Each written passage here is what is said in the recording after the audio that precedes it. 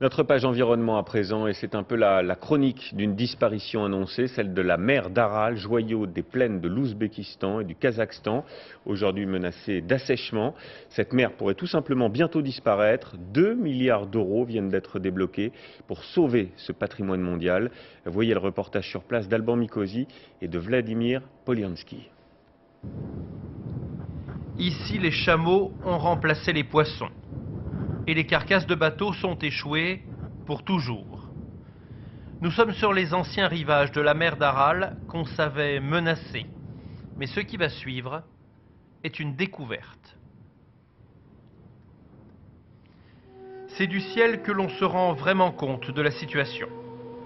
La mer d'Aral était la 4e mer fermée au monde par sa superficie. Cette année, pour la première fois, elle a pratiquement disparu. Évaporée sous la chaleur, l'eau a laissé la place à ces fonds marins recouverts d'une épaisse couche de sel. La vie sur les rivages asséchés est un combat. Voici le village d'Akbasti, quelques dizaines d'habitants. Ici, depuis toujours, on vivait de la pêche. Aujourd'hui, évoquer le poisson dans les cuisines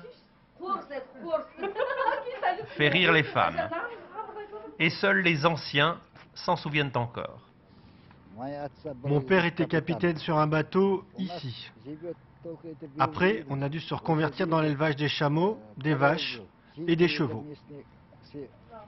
Plus encore, l'espérance de vie s'est effondrée et on a même dû interdire aux femmes d'avoir des enfants au début des années 90. Il y a eu des enfants malades et mal formés. Les femmes souffraient d'anémie. Impossible de faire pousser ici le moindre légume, le moindre fruit. Toute la région s'est transformée en désert.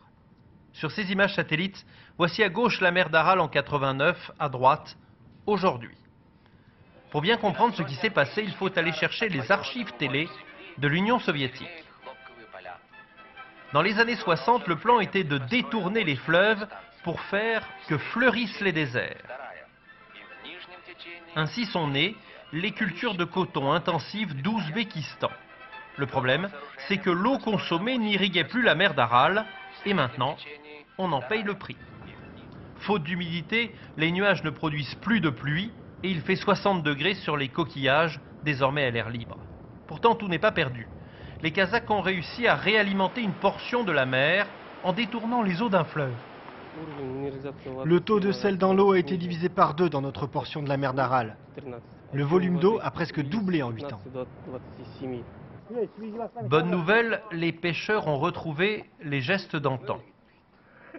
Mauvaise nouvelle, lorsque le lac salé se remplit, c'est au détriment du reste de la mer d'Aral qui petit à petit s'assèche encore davantage. Là où on est, il n'y avait pas d'eau. Mais désormais, on peut vivre ici. En 2015, un plan mondial de sauvegarde sera lancé, mais pour beaucoup de scientifiques, il est déjà trop tard.